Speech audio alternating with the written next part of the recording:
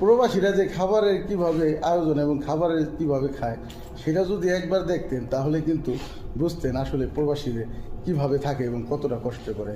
এই যে দেখেন আমরা কিন্তু খাবার খাইতেছি একদম এই কাগজের মধ্যে ঢেলে, নাই কোনো চেয়ার, নাই কোনো টেবিল, নাই কোনো প্লেট। এই হচ্ছে প্রবাসীদের জীবন ব্যবস্থা এবং জীবন চলতেছে এইভাবে, তাই না? অনেক কষ্টে এবং অনেক ত্যাগের মাধ্যমে কিন্তু একজন প্রবাসী জীবনযাপন করে।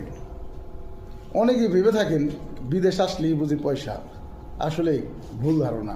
বিদেশ আসলেই পয়সা না, অনেক কষ্টের পর। ভাই, বিদেশ আসলে কি পয়সা শুধু?